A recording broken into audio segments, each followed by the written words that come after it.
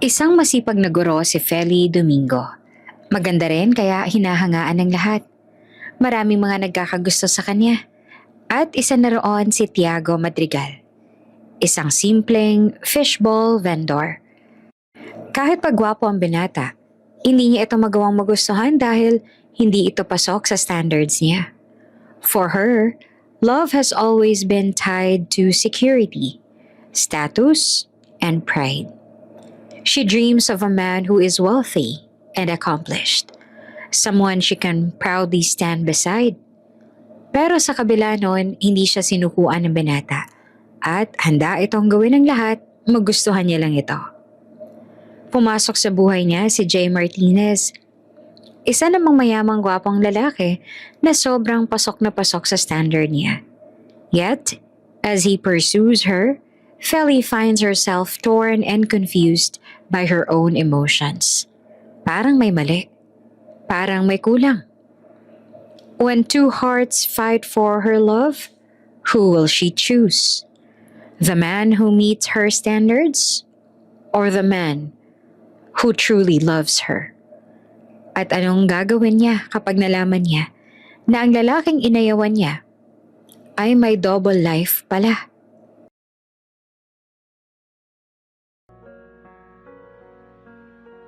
Bye po, teacher!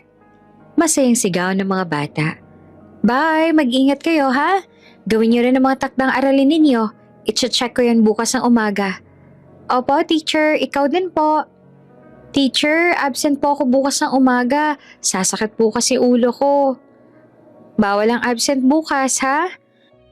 Paalala niya. Kasi tinatamad na naman ng maliliit na mag-aaral pumasok at gumawa ng kanilang mga takdang aralin.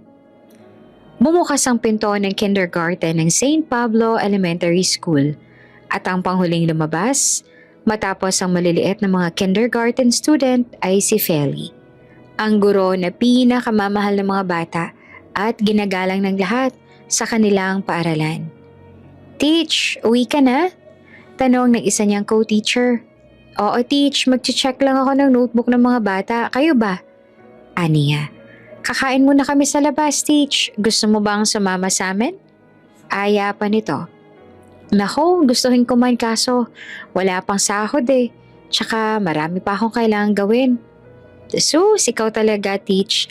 Wala ka namang ibang pinagkakagastosan kasi wala ka pang pamilya. Tapos palagi kang walang pera. Eh kung tutuusin sa atin ngang lahat, ikaw lang naman ang wala pang loan eh.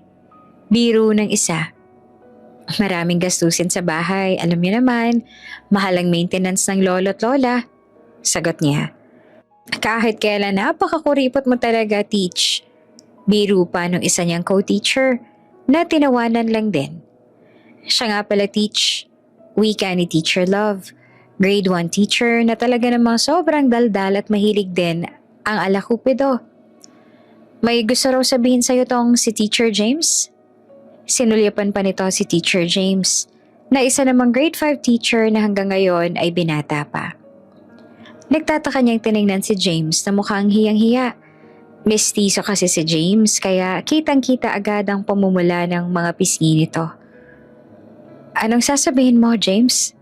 Tanong niya kahit na may ideya na siya kung ano yon, base pa lamang sa pamumula ng pisngi nito. Tiningnan siya nito sabay kamot ng ulo. Gusto sana kitang yayain na kumain sa labas? Sagot ko.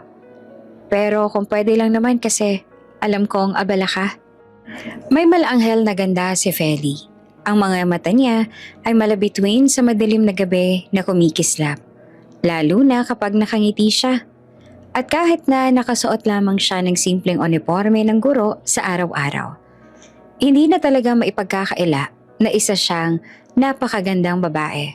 Kaya hindi na rin nakakapagtaka kung bakit maraming mga nagkakagusto sa kanya at tiyak na isa na roon si James. Nako, pasensya na James, abala pa ako eh. Mag-aalaga pa ako sa lolo't lola ko pag uwi kaya wala akong panahon para lumabas-labas ngayon. Tanggi niya kahit pa ang tunay niya namang dahilan ay ayaw niya lang na paasahin ito at syempre ayaw niya rin na ma-issue siya sa kanyang co-teacher. Matabil pa naman ang dila ng iba nilang mga katrabaho. Kailan ka magiging free? Subok pa nito. Hindi ko alam, pasensya na talaga. Ganun ba?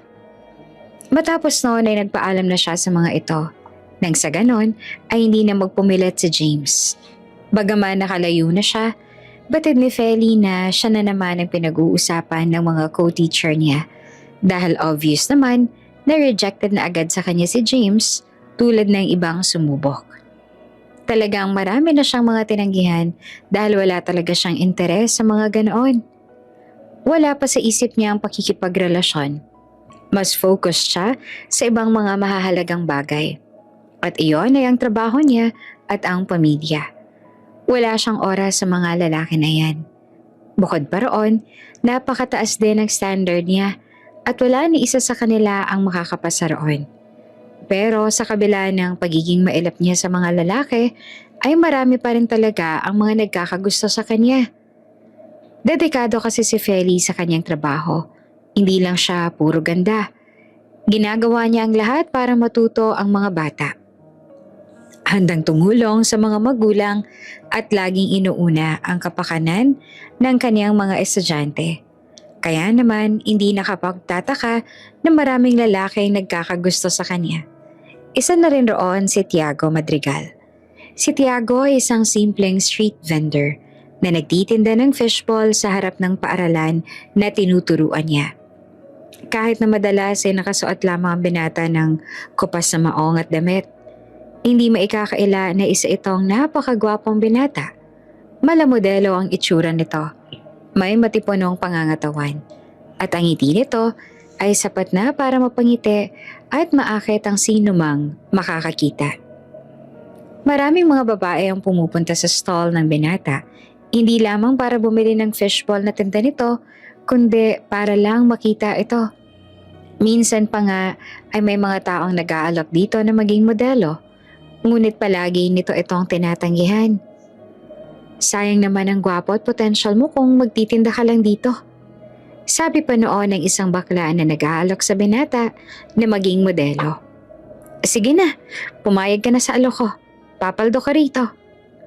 Pasensya na pero wala po talaga akong interes. Ang magalang na naging pagtanggi noon ni Tiago. Walang sino man sa San Pablo ang nakakaalam ng tunay na buhay ni Tiago. Hindi alam ng sino man sa kanila kung saan ito galing, kung meron ba itong pamilya, o kung bakit nito pinili ang maging fishball vendor sa halip na sundin ang mga alok na makapagpayaman dito. Bigla na lang kasi itong dumating sa barangay noong isang taon at nagtinda ng mga street food at dahil gwapo, tinangkilik ng mga tao.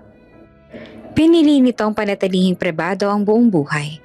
Nakatira lamang ito sa isang maliit na apartment na inuupahan. Mag-isa lang ito roon at wala pa silang nakikita na pamilya nitong dumalaw sa binata. Ang iniisip nga ng iba noon ay baka raw wala ng pamilya si Tiago, kaya ayaw na nitong pag-usapan ng tungkol doon. Ngayong araw naman, kagaya ng dati, naghihintay naman sa kanya si Tiago sa stall habang nagluluto sa malaking tolyasin ng paninda nitong mga fishball at iba pang mga street food na paborito ng mga bata. Nang makita nito si Feli na lumabas ng paaralan, agad itong umiti at tumawag. Miss Feli, gusto mo ba ng fishball? Baka gutom ka na mula sa pagtuturo. Sigaw ni Tiago habang ang mga ibang estudyante magulang at napapatingin sa kanila. Bagong luto ito oh. Sinarapan ko rin ang sauce na gawa ko para magustuhan mo. Ngunit hindi tulad ng ibang babae na napapangiti sa gwapong binata. Si Feli tiningnan lamang ito ng walang emosyon at naglakad ng mabilis para lampasan ang stall nito. Nako, mukhang bastard ka na naman, Tiago ah. Biro ng isang matanda. Napakamot si Tiago sa ulo sabay sabi, Oo nga eh, ayos lang yan. Pasasaan pa ba't lalambot din yan? Sabi nga nila, hindi ba? Walang matigas na tinapay sa mainit na kape. Baka walang matigas na puso sa nag-aalab kong pagmamahal. Biro pa ni Tiago na siya namang tinawanan at sinang-ayunan ng ibang mga naroon. Iba ka talaga, Tiago. Pero tama yan, huwag kang susuko. Mapapalambot mo rin yan. Sino ba naman ang hindi magkakagusto sa'yo, hindi ba? Ilang buwan na rin sinusubukan ni Tiago na mapalapit sa kanya. Pero si Feli, talagang walang pakialam sa binata. Kung maaari nga lang ay hindi na siya dumaan dito sa gate para lang hindi siya makita ng binata. Kasi naiirita talaga siya dito. Ang kaso, hindi naman siya pwedeng umakyat sa bakod. Maliit lang kasi ang paaralan na tinuturuan niya, kaya isa lang ang gate nila. Alam naman ni Feli na mabait na tao si Tiago. Ngunit, hindi siya interesado sa mga lalaki hindi kayang tustusan ang mga pangangailangan sa buhay. Para sa kanya, kailangan ng isang lalaki na maging financially stable, at kung pipili man siya, syempre gusto niya yung mayaman na. At hindi isang simpleng street food vendor na nagtitinda ng fishball sa tabi ng daan. Kung siguro ay mayaman lang si Tiago at hindi isang fishball vendor, baka may chance pa ito sa kanya. Kasi maging siya ay nagagapuhan din sa binata. Napaka-impokrita naman niya kung sasabihin niya na hindi siya na-attract sa itsura nito. Ang kaso nga lang ay malayo ang buhay nito sa gusto niya na buhay ng lalaking gugustuhin niya. Kaya ngayon ay wala talagang chance sa kanya ang binata. Pero tulad ng ibang lalaki, talagang walang balak si Tiago na sukuan ang pagsubok na makapanligaw sa kanya. Nataon pa, sa tapat talaga ng tinuturuan niya ito nagtitinda, kaya lagi siya nitong nakikita. Tulad na naman ngayong araw, sinusubukan na naman siya nito na alokin ng mga paninda nito. Hindi ako bibili, Tiago. Wala akong pera at busog pa ako. Naiinis ang sabi ni Feli. May pera naman siya. Ngunit, sadyang kuripot siya. At isa pa, ayaw niya na kung anong isipin ni Tiago kung bibili nga siya dito. Ngunit hindi pa rin natinag si Tiago. Hindi mo naman kailangan na magbayad, Miss Feli. Libre ko na to sa'yo. Alam kong mahirap magturo ng buong araw. Inis niya lang itong tiningnan. Huwag mo na akong ililibre, Tiago. Hindi ko kailangan yan. Sa halip na ibigay sa akin, titinda mo na lang yung fishbowl na yan sa iba, tapos ipunin mo ang pera mo para sa sarili mo. Unahin mo muna yung pangangailangan bago ang iba. Miss Feli, hindi mo naiintindihan. Ikaw ang aking pangangailangan. Kaya naman ikaw ang lagi kong inuuna. Napatigil naman si Feli sa sinabi ng binata. Tumikim siya, tumingin sa mga mata ni Tiago. Makikita doon ang pagiging totoo at tapat ng binata. Tiago, ilang beses ko ba dapat sabihin sa'yo na wala kang chance sa akin? Sinasayang mo lang ang oras at panahon mo sa akin. Hindi ako katulad ng ibang babae na magkakandara pa sa'yo, tsaka pwede ba unahin mo muna ang sarili mo? Huwag ako o lalong ang ibang tao. Kailangan mong isipin ang sarili mo. Paano ka makakapag-ipon para makabili ng sarili mong bahay o makapagsimula ng mas malaking negosyo kung palagi mong binibigay ang paninda mo sa akin? Ngumiti si Tiago. Miss Feli, alam ko naman na hindi ka interesado sa akin dahil sa kung ano ako ngayon. Pero may pangarap naman ako at nag-iipon din ako. Siyempre, gusto ko na may sarili tayong bahay at iba pang negosyo kapag pinayagan mo na ako manligaw sa'yo. Nagsusumikap ako. Huminga siya ng malalim habang ang binata ay nakangiti lamang sa kanya. At kapag nakapag-ipon na ako ng sapat, pinapangako ko sa'yo na dadaling kita sa pinakamagandang 5-star restaurant sa ating lungsod. Kakain tayo ng mga pagkain hindi mo pa natitikman. At ipapakita ko sa'yo na kaya ko ring ibigay ang lahat ng gusto mo. Dagdag pa nito. Ewan ko sa'yo. Sa halip na mangarap ng mga bagay na hindi naman mahalaga, mas mabuting mag-focus ka na lang sa sarili mong buhay. Huwag mo nang sayangin ang oras at pera mo sa akin. Miss Feli, pahabol ni Tiago, hindi pa rin ako titigil hanggang bigyan mo ako ng chance. Kahit na ngayon ay hindi mo pa ako pinapansin, handa ako maghintay ng matagal hanggang sa maunawaan mo na ang pagmamahal ko sa'yo ay totoo. Dahil sa sinabi ni Tiago, naglingunan sa kanila ang mga tao. May mga bulungan pa na malakas naman kaya narinig niya ang ilan. Ang iba ay kinikilig pa yata dahil sa binitawang salita ni Tiago. Dahil doon, naiinis na tumigil siya sa paglalakad at hinarap ulit ang direksyon ni Tiago na nakatayo. At kumakaway sa kanya habang nakangiti ng malaki. Sobrang inis siyang napairap. Tiago, tigilan mo na nga ako. Hindi ka ba nakakaintindi? Hindi ako interesado sa mga lalaking katulad mo. Gusto ko ng isang lalaking may trabahong desente, may sariling bahay, may kotse, at hindi isang fishball vendor. Naging tahimik lamang si Tiago habang pinapakinggan siya. Hindi nito alam kung paanong ipapaliwanag sa babae na ang kanyang nararamdamang pagmamahal ay totoo. At sa isip ni Tiago, kung malalaman lang ng dalaga ang lahat, tsak naman na magbabago ang pagtingin nito sa kanya. Isang buwan na ang lumipas mula nang i-reject niya si Tiago sa harap ng maraming tao. Ngunit hindi pa rin tumitigil ang binata sa pangarap na makuha ang puso ng guro. Kahit na paulit-ulit itong tinataboy at sinusungitan ni Feli, palagi itong nariyan, umaga man o gabi. Tuwing uwian ng klase, nakikita niya ang binata na nakatayo sa tabi ng stall na to. Ngumingiti at bumabate kapag nakikita siya. Para bang sapat na ang presensya ni Feli para mapangitit agad ang binata. Hindi lang naman si Feli ang nakakapansin sa pagtsatsagaan ni Tiago. Maraming iba pang babae ang nagkakagusto sa binata. May mga tendera sa palengke, mga empleyado mula sa malapit na opisina, at kahit na mga estudyante mula sa ibang paaralan. Minsan pa nga, may isang magandang babae na nagngangalang Carla na nalapitan si Tiago sa stall habang ito ay nagtitinda. Tiago, alam mo, napakasayang ng panahon at oras mo kung patuloy kang umaasa sa isang babae na wala namang pakialam sa'yo, sabi ni Carla. Sinasabi nga ng iba, huwag ka nang umasa kay Teacher Feli. Talagang tatandang dalaga yon dahil sa sobrang kaartehan niya. Bakit hindi mo nalang ituon ang atensyon mo sa ibang babae? Pwede ka naman sa akin na lang.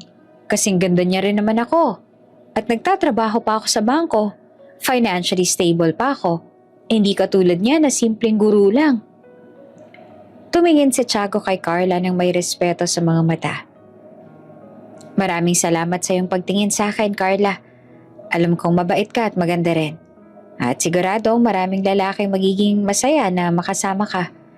Ngunit hindi ako yon. Hindi magbabago ang nararamdaman ko. Si Feli lang talaga ang gusto ko. At hindi ko rin pipilitin ang sarili ko na itoon sa ibang pagtingin ko. Kung siya lang naman talaga ang tangi kong nagugustuhan. Bakit naman kasi siya pa? Tanong ni Carla. Marami na bang iba riyan eh. Hindi ka ba natatakot na baka masayang lang ang oras mo sa kanya? Umiling si Tiago. Hindi ako natatakot. Tsaka walang nasasayang na panahon at oras kumpara sa kanya. Ngunit hindi nga ikaw ang nagugustuhan niya. Gusto niya ng mayaman. Para sa akin, ang pagmamahal ay hindi dapat batay sa kung ano ang meron o walang isang tao. Gusto kong mapatunayan kay Feli na seryoso ako sa kanya at hindi ako tulad ng ibang lalaki na basta-basta na lang nagbabago ng isip. Alam kong darating ang panahon na mauunawaan niya ako at magugustuhan din niya ako. Sa kabilang dako, si Feli naman ay lihim na hinihiling sa kanyang puso na sana'y itigil na ni Tiago ang pangungulit sa kanya. Sa totoo lang, nahihiya na siya sa mga kaibigan at kasamahan sa paaralan dahil lagi siyang tinutukso tungkol sa binatang fishball vendor na laging nag-aabang sa kanya. Minsan pa nga ay tinutukso na siya ng mga guro na baka nahuhulog na siya sa binata, ngunit lagi niyang tinatanggihan ang mga ito. Bakit ba hindi niya maintindihan na hindi ako interesado sa kanya? Pulong ni Feli sa sarili habang naglilinis ng kanyang mesa. Mas mabuting ituon na lang niya ang oras niya at atensyon sa ibang babae na mas karapat-dapat sa kanya. Isang araw matapos siyang tapusin ang lahat ng gawain sa paaralan at makauwi na sana, lumapit sa kanya ang kanyang kasamahang guro na si Miss Linda. Teach, may naghahanap sa'yo sa labas. Agad naman ako munotang noon ni Phil dahil agad niyang naisip na si Tiago ayon at nainis na agad siya. Ano na naman bang kailangan ng lalaking yun? Bakit ba hindi niya na lang ako tigilan? Bulong niya bago tumungo sa labas. Tulad ng inaasahan niya, nakita niya nga si Tiago na nakaupo malapit sa pinto ng katabi nilang classroom. Bitbit ang isang cellphone na may lamang paninda nito na street food. Agad siyang lumapit sa bintana nang may galit sa mukha. Anong ginagawa mo dito, Tiago? Inis sa tanong niya. Hindi mo ba naiintindihan ang sinabi ko sa'yo na huwag kang mga lalapit sa akin? Talagang pinuntahan mo pa ako dito sa paaralan habang nagtatrabaho ako. Gusto mo ba talagang mapahiya ako sa mga kasamahan ko? Nagulat si Tiago sa biglang galit ni Feli.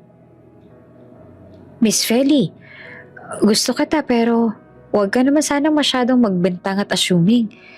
Hindi ako pumunta dito para guluhin ka o mapahiya ka. Andito ako para maghatid ng order na fishball ni Miss Yumi, yung grade 6 na teacher.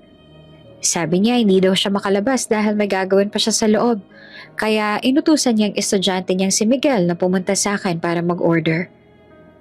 Napatigil at napahiya si Feli sa sinabi ng binata. Oh, tapos? Bakit ikaw ang nagdala ng binili niya? Kasi naman, Miss Feli, paliwanag nito. Nung dumating si Miguel sa akin, sinabi niya na may klase pa sila ngayong hapon at kailangan na niyang bumalik sa classroom nila. Ayoko namang mahuli ang bata sa klase niya kaya sinabi ko na ako na lang ang maghahatid ng fishball kay Miss Yumi. Napahiya si Feli sa kanyang sarili. Hindi niya akalain na nag-assume na naman siya na siya ang dahilan ng pagpunta ni Tiago sa paaralan. At bago pa siya makapagsalita, may biglang tumawag sa kanya mula sa malayo. Miss Feli, Miss Feli! Lumingon si Feli at nakita niya ang ina ng isa sa kanyang estudyanteng, si Sofia, si Aling Rosa. Nadala-dala ang mga kakanin. Aling Rosa, bakit po kayo na parito? Tanong niya nang mabilis na lumapit sa babae. Miss Feli, gusto ko lang pong ibigay ito sa inyo. Sabi ni Aling Rosa habang inabot sa kanya ang dala. Ito po ang mga kutsinta na ginawa ko.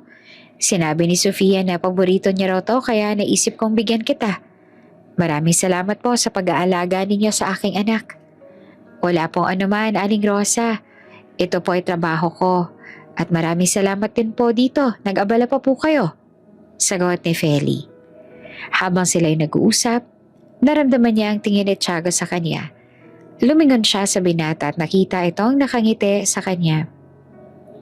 Uy, Miss Feli, sabi ni Tiago at lumapit ito sa kanila at binate si Aling Rosa. Ngayon lang kita ulit nakita, Tiago.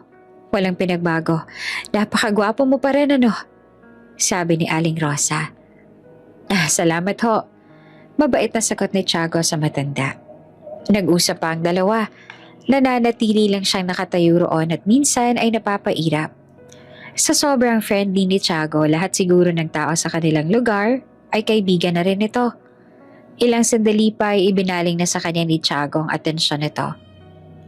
Masyado ka nag-a-assume na sa inyo lang lagi ang atensyon ko. Baka naman unti-unti mo na ako nagugustuhan, ano? Hindi kita nagugustuhan. Huwag kang assuming, sabi niya. Ngunit ramdam niya ang pamumula ng pisngi niya. Ngumiti lang si Tiago at tumingin kay Aling Rosa. Aling Rosa, alam niyo po bang si Miss Feli ay isa talagang napakabuting guro? Lagi niyang inaalagaan ang mga estudyante niya. Bagay na bagay po sa maamo niyang mukha ang ugali niya, hindi po ba? Natatawa naman at tumango si Aling Rosa. Totoo yan, Miss Feli. Alam ng lahat na mabuti kang tao. At tignan mo naman, may isang mabait na binatang tulad ni Tiago na handang gawin ang lahat para sa'yo. Nalula si Feli sa sinabi ni Aling Rosa. Hindi niya alam kung paano sasagutin. Kaya tumikim na lang siya at tumingin sa ibang direksyon. Siya nga pala, Miss Feli. Baka nagugutom ka na rin, sabi ni Tiago. Dahil pupunta rin naman ako dito, naisip ko na dalhan na rin kita ng mga paninda ko. Bibigay ko sana kay Miss Yumi para siya nang magbigay sa'yo pero dahil nandito ka naman ako na lang magbibigay sa'yo ng personal. Ibinigay nito ito sa kanya. Isang plastic ang kanyang dala. Ito naman ay libre para sa'yo. Nandito order ng ibang tao Ito ay espesyal na inanda ko para sa'yo. Hesitant pa si Feli, hindi niya kayang tanggihan ng binata. Lalong naroon si Aling Rosa na nakangiti habang nakatingin sa kanila. Tinanggap niya na lang ito. Ngumiti si Tiago ng malaki. Sana'y magustuhan mo yan, lalo na ang sauce. Pinaghirapan ko yan para sa'yo, Miss Feli. Habang siya naglalakad pa uwi, hawak ang cellphone ng fishball na ibinigay ni Tiago, hindi niya maiwasang isipin ang binata. Minsan pa nga ay napangiti siya nang maalala niya ang ngiti at mga salita ni Tiago. Ayaw niya lang talagang tanggapin sa kanyang sarili na napapangiti na siya nito. Pagka-uwi ni Feli sa kanilang maliit ngunit maaliwalas na bahay, agad siyang sinalubong ng kanyang lolo na si Mang Roberto at lola na si Aling Carmen. Ang mga ito ang tanging nag-aalaga sa kanya. May kanya-kanya na kasing pamilya ang magulang niya. At noong naghiwalay sila ay iniwan siya ng mga ito sa pangangalaga ng kanyang lolo at lola na talaga namang maayos ang naging pagpapalaki sa kanya. Nakita ng mag-asawa ang plastic na daladala niya. Puno ito ng fishball, kikiam, squid ball at iba pang street food na paborito niya at agad na nagkaroon ng ideya ang mag-asawa kung kanino ang galing iyon. "Anong dala mo, apo?" tanong ni Aling Carmen. Habang si Mang Roberto naman ay tumitingin sa plastic na hawak ni Feli nang may pagtataka. Ito po ba?" sabi ni Feli habang inilalagay ang dala sa mesa ng kusina. "Iyang mga kakanin po galing po sa nanay ng estudyante ko. Iyang isa naman binigay lang sa akin ni Tiago.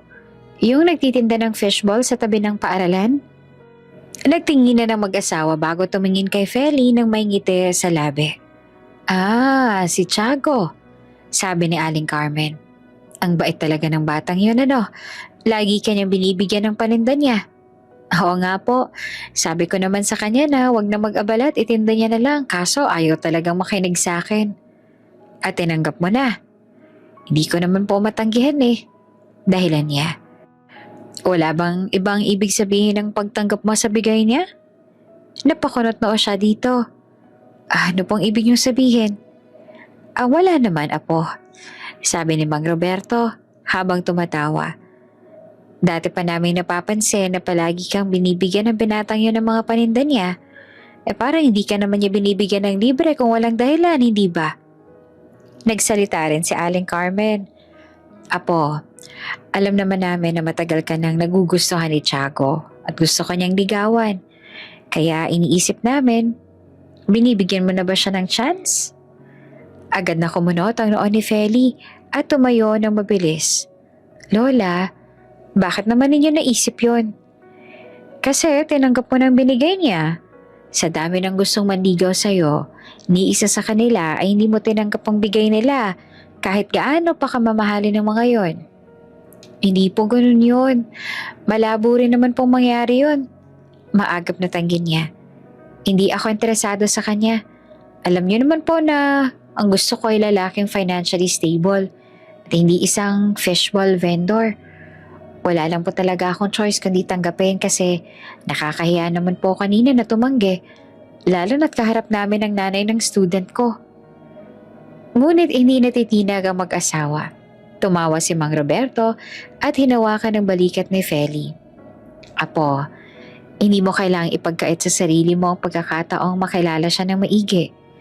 Hindi naman porket fishball vendor lang siya ay hindi na siya karapat-dapat na mahalin. Baka nga sa kanya ka pa makahanap ng tunay na kaligayahan." "Lolo, hindi po magbabago ang nararamdaman at pananaw ko sa kanya," sabi ni Feli. "Si Tiago ay mabait naman po, pero hindi siya yung tipo ng lalaking gusto kong makasama habang buhay." Nagtawanan na mag-asawa bago nagsalita si Aling Carmen. "Sige na nga, apo, hindi na namin ipipilit sa'yo. Pero tandaan mo lang ha na minsan, ang mga bagay na hindi natin inaasahan o mga tao na hindi natin gusto, ayun pa palang nagbibigay sa atin ng pinakamalaking kasiyahan." Hindi na sumagot pa si Feli. Kumuha na lang siya ng isang piraso ng fishball at kinain ito, habang iniisip ang mga salita ng kanyang lolo at lola. Sa totoo lang, minsan na rin siyang napaisip kung baka mali siya sa paghusga kay Tiago. Ngunit palagi niyang binabaliwala ang mga yon. Isang araw, kailangan ni Feli na magstay pa ng mas matagal sa paaralan para paghandaan ng mga test papers para sa darating na pagsusulit. Nawala sa isip niya ang weather forecast kanina na sinabing uulan raw. Nang matapos siya sa gawain, bumuhos na nga ang malakas na ulan. Wala siyang masakyan. Ang mga pampublikong sasakyan ay hindi na dumadaan dahil sa lakas ng ulan.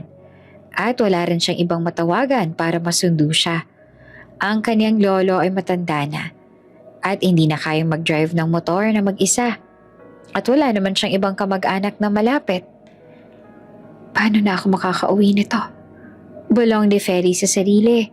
Nakatayo siya sa gilid ng gate at doon na rin sumilong para hindi siya mabasa ng ulan.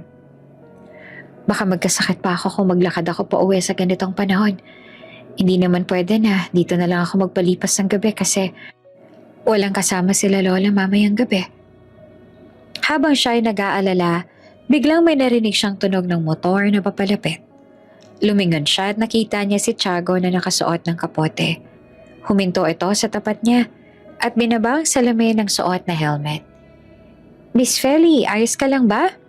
Tanong ni Tiago. Bakit nandito ka pa sa ganitong panahon? Tinapos ko pa kasi mga kailangan para sa pagsusulit ng mga bata. Hindi ko napansin ng panahon eh, sagot ni Feli. Wala akong masakyan at di ko alam kung paano ako makakauwi. Gusto mo bang hatid na lang kita? Sigurado ka ba? Oo naman, ikaw pa ba? Ngumiti si Tiago bago bumaba ng motor at kinuha ang isang extra na kapote mula sa likod ng motor. Hesitant man si Feli, wala na siyang ibang pagpipilian. Tumango na lamang siya at tinanggap ang kapote na ibinigay ni Tiago nang makalapit ito. Sige, salamat. Inalalayan ni Tiago si Feli na sumakay sa likod ng motor. Kinuha ang mga dala niya para ilagay sa box ng motor at hindi mabasa ang ulan, lalo pa ang mga papelyon. Bago pa sila umalis, sinuotan pa nito si Feli ng helmet para sa kanyang kaligtasan. Huwag masyadong mabilis ang pagdadrive mo ha, masyadong malakas ang ulan at madulas ang kalsada. Paalala niya dito. Oo naman, iingatan kita kaya huwag kang mag-alala, sagot nito. Umawa ka na sa akin. Nag-alangan si Feli pero walang choice. Kesa naman mahulog siya, kaya yumakap na lang siya dito. Sa buong biyahe nila pa uwi, maingat na nagmamaneho si Tiago. Iniwasan nito ang mga lubak sa daan at mga puddle ng tubig. At tinitingnan nito rin paminsan-minsan si Feli sa salamin ng motor para tiyakin na ligtas siya. Habang sila ay naglalakbay, naramdaman ni Feli ang init ng likod ni Tiago at ang lakas ng mga bisig nito na hawak ang manibela. Para bang ito ay isang dingding na protektado siya mula sa lahat ng panganib. Pagdating nila sa bahay ni Feli, agad silang sinalubong ng kanyang lolo at lola na nag-aalala na pala sa kanya.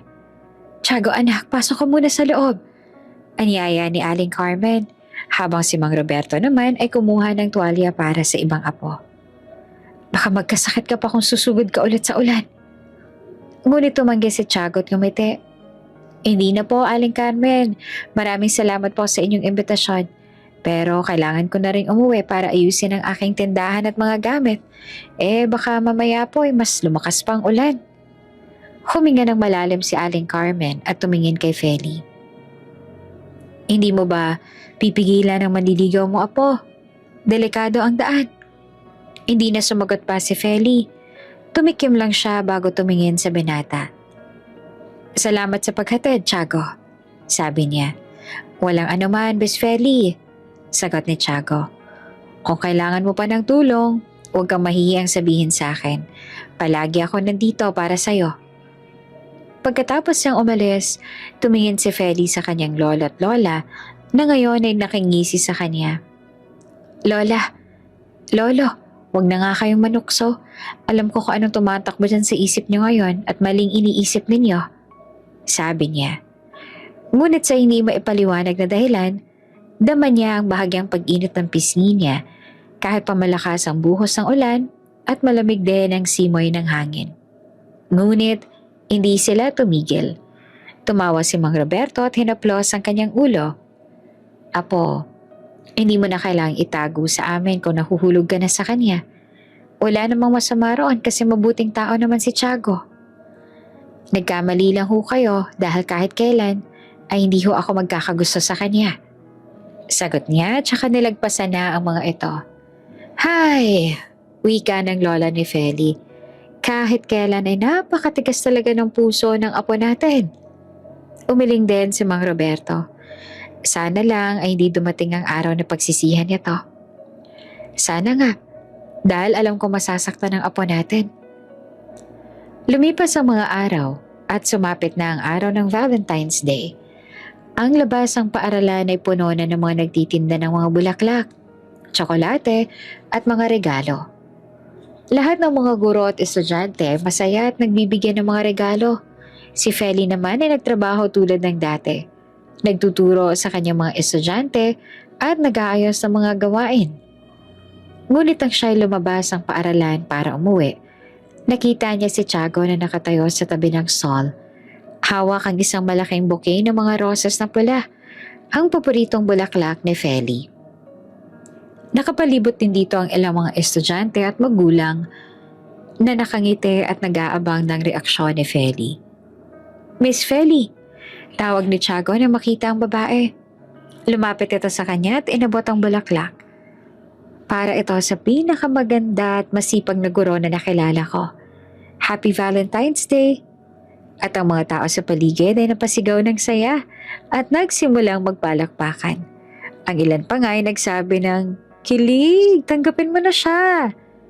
Habang pinapanood sila, ngunit si Feli naman ay naiinis at napahiya sa harap ng maraming tao. "Tiago, ano ba to?" Sabi niya na medyo pagalit. "Bakit mo naman kailangan gawin to sa harap ng maraming tao?" Ngunit hindi ito natitinag si Tiago.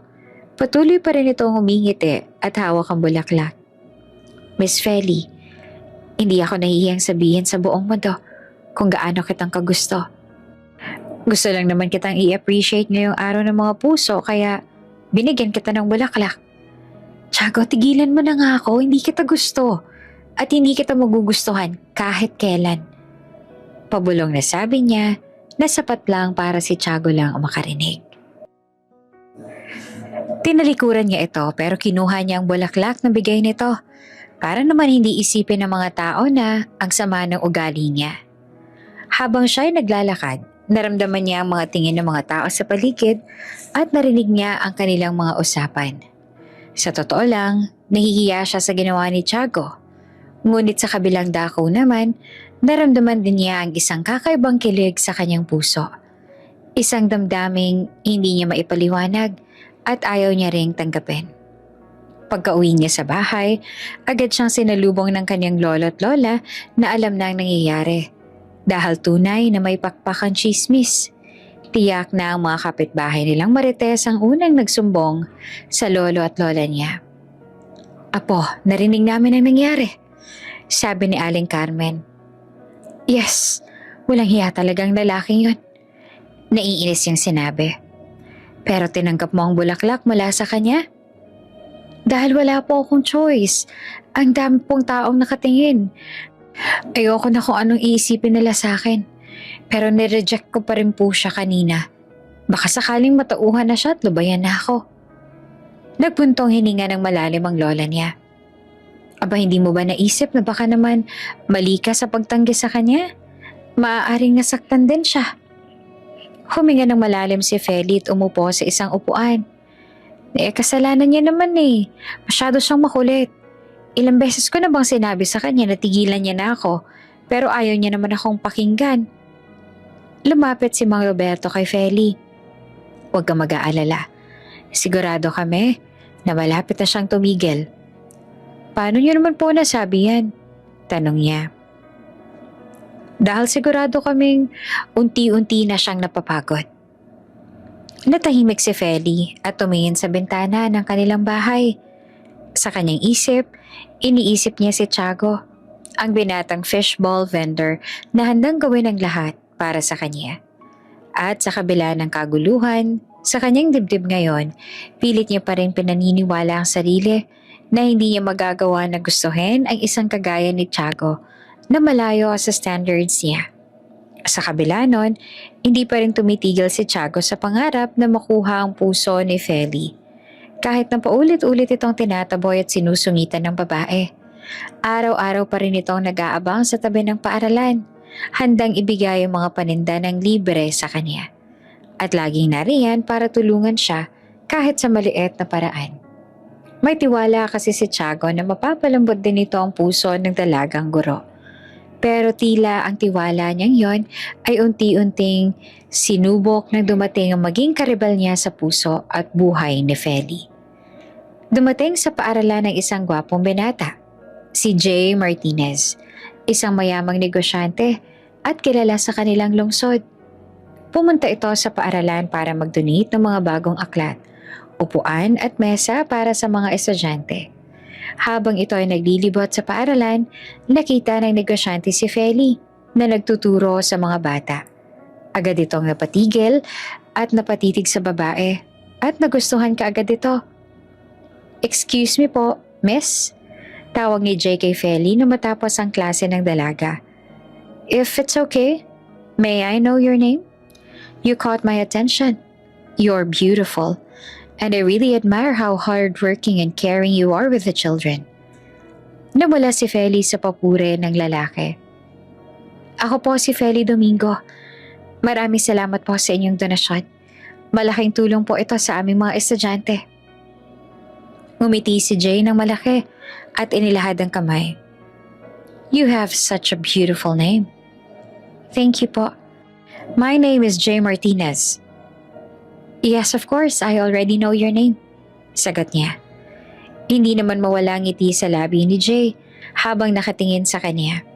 At ang mga mata nito ay punong-puno ng paghanga. "I know this may be sudden, but can I ask your number? I want to get to know you more." Napatigil si Feli sa hiling ng lalaki. "Oh, I'm sorry, Mr. Martinez, but I can't give my number, especially since I'm currently at work." Ngunit hindi dito natitinag si Jay. "That's okay. I'm willing to wait until you're ready." At talagang totoo ang sinabi ni Jay dahil sa sumunod na araw, naghintay ito sa tapat ng paaralan para makuha ang numero niya. Hindi na makatanggi si Feli sa binata. Binigyan niya na lang ng kanyang numero ang lalaki bago ito umalis ng paaralan. Habang siya ay naglalakad pa uwi, hindi niya maiwasang isipin si Jay. Ang lalaking mayaman at maayos na mukhang perpekto para sa kanya. Isang araw, matapos niyang tapusin ang kanyang klase, nagkita sila ni Jay sa labas ng paaralan. Nag-usap sila tungkol sa mga plato ng lalaki para sa paaralan at tungkol sa mga ibang proyekto na pwede nitong itulong. Habang sila ay nag-uusap, nakita nila si Tiago na nagtitinda sa stall malapit doon. Agad na natigilan si Tiago nang makita silang magkasama. Makikita sa mga mata ng binata ang sakit at kalungkutan. Ngunit pinilit pa rin itong umiti nang makatingin kay Feli. "Magandang hapon, Miss Feli. Mr. Martinez." Bati nito. Tinanguan lang ni Jay si Tiago at ibinalik na ang atensyon sa pakikipag-usap sa kanya. Si Feli naman, kahit nakikinig sa sinasabi ng kausap, ay hindi pa rin mapigilan na tumingin kay Tiago na nagkukunwaring may ibang pinagkakaabalahan. Pero alam niya na tumitingin din sa kanila paminsan-minsan. Ang swerte naman ni Feli kung ganon. Napakayaman ni Mr. Martinez. Sobrang gwapo pa.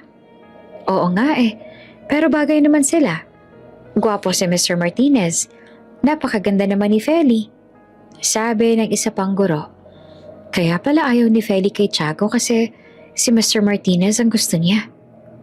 Hindi ko naman masisisi kasi napakayaman at gwapo naman ni Mr. Martinez. Kahit ako man yun ay yun din ang pipiliin ko. Sa sumunod na mga araw ay lalo pang naging usap-usapan sa kanilang paaralan na siyang araw ay nagugustuhan ni Jay. At syempre, narinig din ni Tiago ang tungkol dito. Sadyang pinili lang nito na magkunwari na walang alam.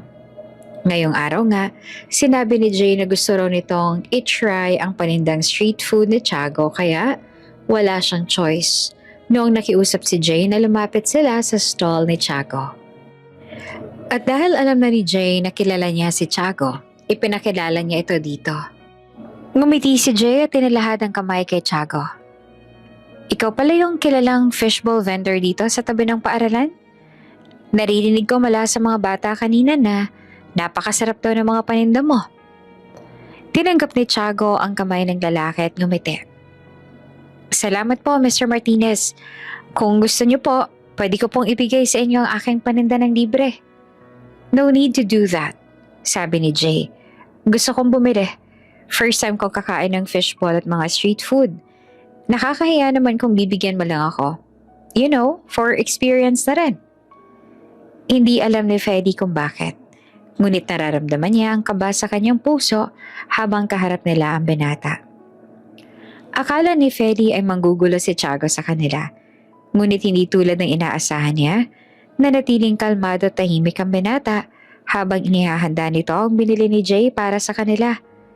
Habang sila ay kumakain ng fishball at kikiam, tumatawa si Jay at kinikwento ang mga karanasan kanina sa mga estudyante ni Feli. Si Feli naman ay tumatawa rin at sumasagot sa mga tanong ng lalaki. Ngunit minsan ay sumusulyap siya kay Tiago na tahimik lang na nakatingin sa kanila at hindi nakikisali sa usapan. Ang ibang mga taong naroon sa tabi ng stall ay nakaramdam ng awa para sa binata. Nakikita kasi nila kung gaano ito nasasaktan ngayon. Ngunit hindi nito ay pinapakita sa harap ni Feli, lalo pat alam naman ni Tiago kung hanggang saan lang ito dapat. Matapos silang kumain, tumayo si Jay at binayaran si Tiago ng sobra-sobra. Maraming salamat po, Mr. Martinez, sabi ni Tiago. Pero ibinalik nito ang sobrang bayad. Hindi ko po kailangan ng sobra. Sapat na po ito para sa inyong order. Ngunit tumanggi si Jay at itinulak pabalik ang pera kay Tiago. It's yours. Nagustuhan ko ang paninda mo. So I'm giving it to you. Please take it. Hindi naman alam ni Tiago kung paano sasagutin. Tumikim na lang ito, tsaka nagpasalamat na lang din dito. Habang sila'y naghahanda ng umuwi, tumingin si Jay kay Feli. Miss Feli, pwede ba kitang ihatid pa uwi? Para hindi ka na mahirapan na mag-commute. At bago pa makasagot si Feli, nagsalita na si Tiago. Miss Feli, pwede rin po ba kitang ihatid pa uwi gamit ang aking motor? Tumingin si Feli sa dalawang lalaki. Sa isang banda ay si Jay na may mamahaling kulay itim na kotse. At sa kabila naman si Tiago na nagmamay-ari ng simpleng motor. Sa huli, napagpasyahan niyang sumama kay Jay. Salamat na lang, Tiago, sabi niya. Sasabay na lang ako kay Mr. Martinez. Hindi nag-react si Tiago. Ngumiti lang ito at tumango. Sige po, Miss Feli. Ingat po kayo pa uwi. Habang sila ay nasa loob ng kotse at paalis na, tumingin si Feli sa likod. At nakita niya si Tiago na nakatayo pa rin sa tabi ng stall. Nakatingin sa kanila hanggang sa mawala na sila sa paningin nito. Naramdaman ni Feli ang isang kakaibang sakit sa kanyang puso. Ngunit binaliwala niya ito at tumingin na lang kay Jay na ngayon ay nagkukwento pa rin. Pagka-uwi ni Feli sa kanilang bahay, agad siyang sinalubong ng kanyang lolo at lola na nakita silang dumating sakay ng kotse ni Jay. Apo, sino yung lalaking naghatid sa'yo kanina? Tanong ng lola niya. Mukhang mayaman at disente. Si Jay Martinez po yun, lola. Sabi ni Feli habang inilalagay ang kanyang mga gamit sa sofa. Siya po yung nag-donate ng mga gamit sa paaralan. Inaya po niya ako sumabay pa uwi dahil rush hour na rin po. Nagtinginan na mag-asawa bago tumingin kay Feli. May gusto ba siya sa'yo?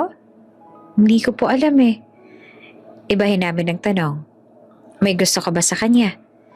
Natigilan si Feli at hindi agad nakasagot. Apo, alam natin na matagal nang nagugustuhan ikaw ni Tiago. Sabi ni Mang Roberto. Ngayon naman ay may isa pang lalaki na gustong ligawan ka. Kung sakali man, sino sa dalawang pipiliin mo?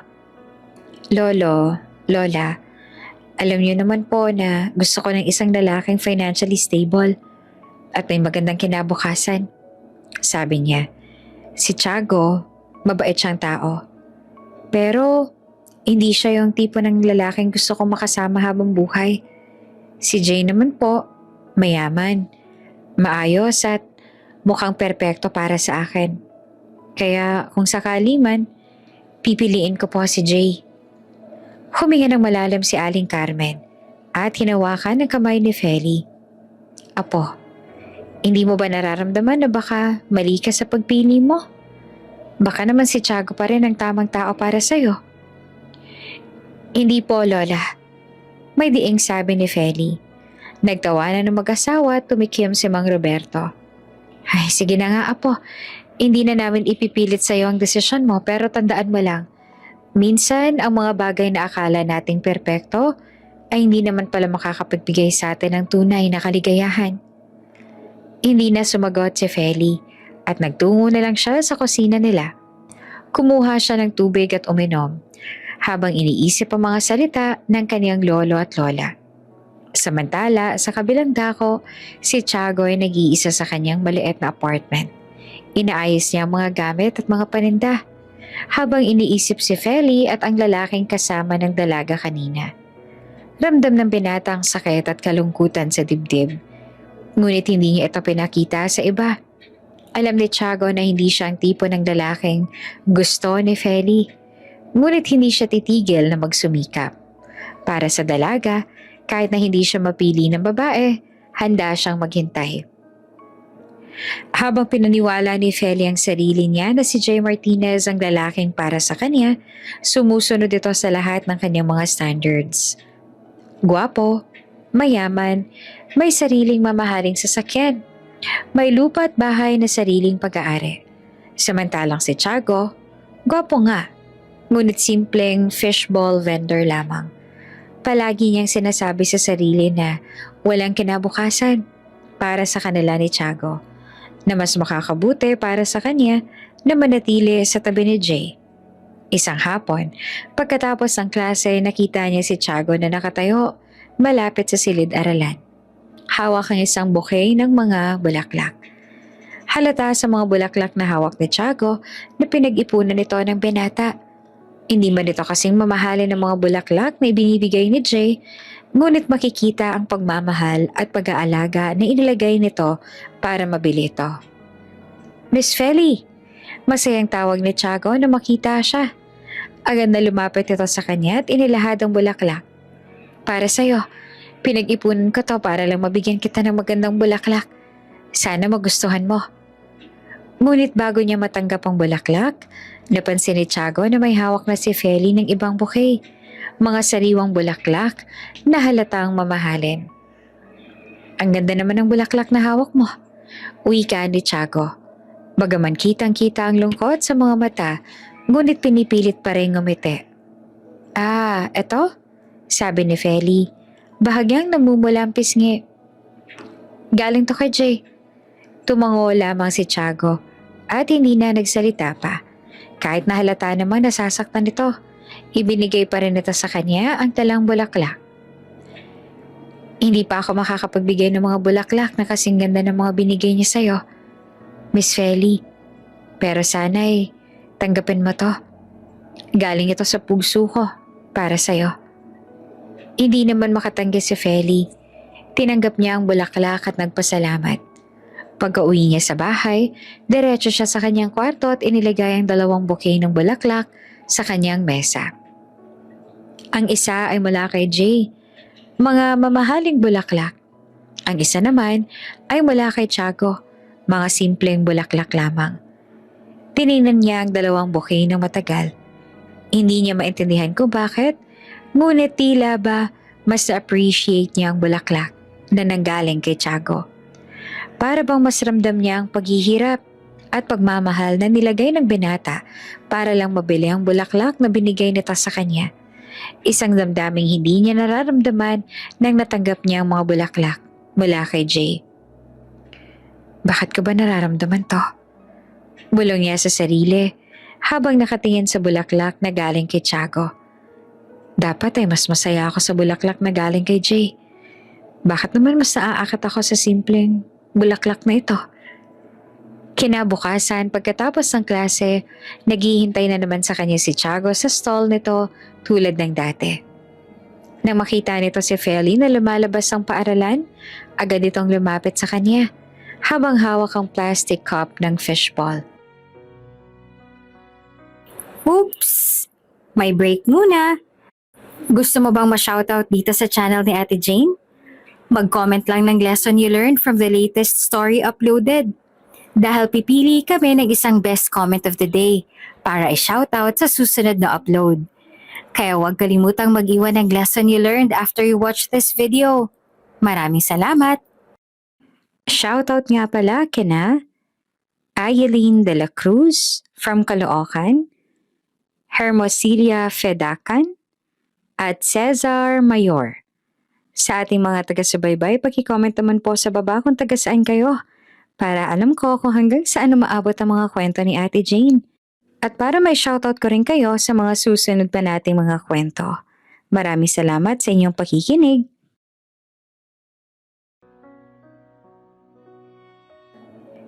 Miss Feli, gutom ka rin siguro, tama ba? Sabi nito habang nakangiti sa kanya na abot tenga. Bakit hindi ka muna kumain ng fishball bago ka umuwi? Ngunit tumanggi si Feli. Hindi na, lalabas din kasi kami ni Jay. Baka hindi ako makakain ng maayos mamaya kung mabubusog agad ako. Biglang naglaho ang ngiti sa labi ni Tiago. Tumikim ito, tumingin sa kanya nang may kalungkutan sa mga mata. Makikipag-date ka na sa kanya? Marahan na tanong ng binata. Oo, sagot ni Feli. Tumango lamang si Tiago na muling nagtanong pa. Ganun ba? Sana mag-enjoy ka sa date niyo, Miss Feli. Punta ka na lang dito sa akin kung gusto mo ng fishball, ha? Hindi na sumagot si Feli. Ngumiti siya at naglakad na pauwi para maganda para sa date nila. Habang siya ay naglalakad, napatingin ulit siya sa likod at nakita niya si Tiago na nakatayo pa rin sa tabi ng stall. Nakatingin sa kanya. Nakikita niya ang lungkot sa mga mata ng binata. Isang damdaming hindi niya maipaliwanag. Lumipas ang mga araw at unti-unting napansin ni Feli na nagbabago ng ugali ni Tiago sa kanya. Tuwing dumadaan siya sa tindahan ng binata, hindi na siya nito tinatawag o binibigyan ng libreng fishball. Parang dinidistansya na rin ni Tiago ang sarili at hindi na siya nito pinapanood o sinusulyapan tulad ng dati. Mula nang sabihin ni Feli kay Tiago na may date siya kay Jay, lalong naging malinaw na iwas na ang binata sa kanya. Hindi na siya nito binibigyan ng pansin at kahit magkasalubong sila sa daan, ibabaling na lang ni Tiago ang tingin sa ibang direksyon. Isang umaga, kinailangan ng paaralan ng tubig para sa mga estudyante. Ang water dispenser sa silid-aralan ni Feli ay naubos na matapos gamitin ng mga bata sa umaga. Dati pa man ay si Tiago na ang kusang loob na naghahatid ng tubig sa kanilang silid. Handang tumulong kahit walang bayad. Ngayong araw, dumating si Tiago na may dalang galon ng tubig. Tipid lang itong bumati kay Feli at sinabi na iligay lang ito sa water dispenser ang dala. Salamat sa paghatid ng tubig. Sabi niya dito. Inaasahan na makikipag-usap ito sa kanya tulad ng dati. Walang anuman. Tipid nito ang sinabi. Sa susunod, hindi naman kailangan na ihatid mo pa ang tubig dito. Hindi naman masama ang ibig niyang sabihin. Ngunit tila ba iba ang pagkakaunawa roon ng binata. Pasensya na. Hindi ko gusto na maging uncomfortable ka sa harap ng mga estudyante mo. Sadyang nakiusap lang sa akin kaninang principal na dalhin ito dito dahil masyado raw mabigat at wala nang ibang makakapagdala. Tahimik lamang si Feli habang pinapanood ang binata. Pagkatapos ilagay ang tubig, tiningnan ni Tiago ang mga bata na ngayon ay nakatingin dito. Mga bata, uminom kayo ng marami pa para hindi kayo mauhaw. Sabi nito nang may ngiti sa labi. Pagkatapos ay tumingin sa direksyon ng pinto na hindi man lang binigyang pansin si Feli. Aalis na po ako, Miss Feli. Ingat po kayo. At tuloy-tuloy lang si Tiago sa paglalakad palabas ng silid. Iniwan si Feli na nakatayo pa rin sa tabi ng mesa. Naramdaman ng isang kakaibang kawalan sa kanyang puso. Pagkatapos ng klase ng hapong yon, naghintay si Feli sa labas ng paaralan para sunduin siya ni Jay. Nakita niya si Tiago na nagsimula ng ayusin ng stall para magsara. Inilalagay na nito ang mga kagamitan sa cart. Nang tumigil ang sasakyan ni Jay sa tapat, napatingin din doon si Tiago. Ngunit agad din itong ibinalik ang tingin sa mga gamit na inaayos at binilisan pa ang pag-aayos. Feli, let's go? Sabi ni Jay habang binubuksan ang pintuan ng mamahaling kotse para sa kanya. Tumango si Feli at tumingin muli sa direksyon ng stall ni Tiago. Nakita niyang binata na tahimik na nag-aayos. Hindi mo lang ito lumingon para tingnan sila. Feli, baka malate tayo sa reservation natin sa restaurant. Dagdag pa ni Jay. Hindi na nagtagal pa si Feli. Sumakay na siya sa kotse ni Jay. Ngunit habang sila'y umaalis, hindi niya maiwasang tingnan sa salamin ng kotse ni Tiago na nakita niyang tumingin na sa kanila. Isang gabi, inaya si Tiago ng mga kaibigan na sina Berting at Carding na mag-inom sa harap ng isang tindahan na malapit lang sa apartment. Habang sila ay nagkakwentuhan, napansin din ng mga kaibigan ng lungkot na nakita nila sa mukha ng binata. Tiago, ayos ka lang ba? Tanong ni Berting habang tinatagayan ng alak ang baso ni Tiago. Ayos lang ho. Tipid na sagot naman ni Tiago. Kinuha niya ang baso at nilagok ang laman nito. Pansin lang namin, simula nang magkaroon si Feli ng bagong manliligaw, iniiwasan mo na siya. Gusto mo pa ba talagang manligaw sa kanya o tapos ng lahat para sa'yo? Umiling si Tiago at muling uminom. Hindi naman po nawawalang nararamdaman ko para sa kanya. Tapat na sagot niya sa tanong na hindi naman na kailangang pag-isipan ng kasagutan. Dumidistansya lang po ako. Bakit naman? Alam ko lang na kailangan kong umiwas para hindi maging awkward para sa kanila ni Jay. Kitang-kita naman natin masaya sila kapag magkasama. At obvious naman na gusto nilang isa't isa. Kaya ayoko na ng makigulo. Hindi ka naman siguradong masaya siya sa lalaking yon, pare. Sabi ni Carding. Saka, kung talagang gusto mo si Feli, hindi ka dapat basta-bastang sumuko. Hindi ka dapat papayag na makuha siya ng ibang lalaki. Tumikim si Tiago at tumingin sa ibang direksyon. Alam ko naman po yun. Pero, ano naman ang magagawa ko? Wala akong kalaban-laban doon sa bago niyang manliligaw. Si Jay, mayaman, disente, at lahat ng kailangan ni Feli ay kaya niyang ibigay. Habang heto lang ako, isang simpleng fishball vendor lang na hindi alam kung kailan makakapag-ipon ng sapat para mabigyan siya ng magandang buhay. Kung sakaling gusto niya si Jay, bakit po ako pipigil?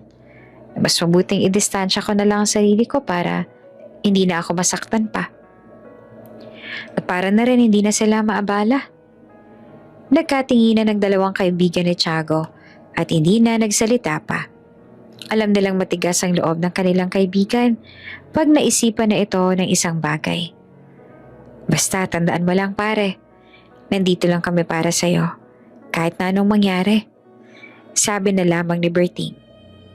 Samantalang, pagka-uwi ni Feli sa bahay ng gabing yon, nakita niya ang kanyang lolo at lola na naghihintay sa kanya sa sala.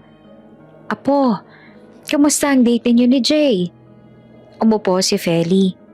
Ayos lang naman po. Nag-enjoy ka ba? Tumangulang siya. Oh, bakit parang ang lungkot mo? May iniisip lang po ako. Si Tiago ba? Gulat siyang tumingin sa kanila. Po? Ang iniisip mo, si Tiago ba yun? Hindi agad siya nakasagot. At mukhang nababasa na naman ng mga ito nasa isip niya. Tumikim si Mang Roberto at tumingin sa kanya ng may pag-aalala. Apo, naririnig ko yung mga usap-usapan ng mga tao sa palengke kanina. Sinabi nila na titigilan na raw ni Tiago ang panliligaw sa iyo.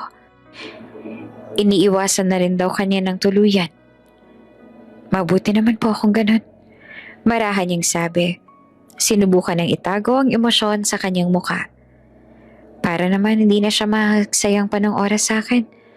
At para naman makafocus na siya sa ibang babae na mas karapat-dapat sa kanya. Pero ayos ka lang ba na iyon ang ginawa niya?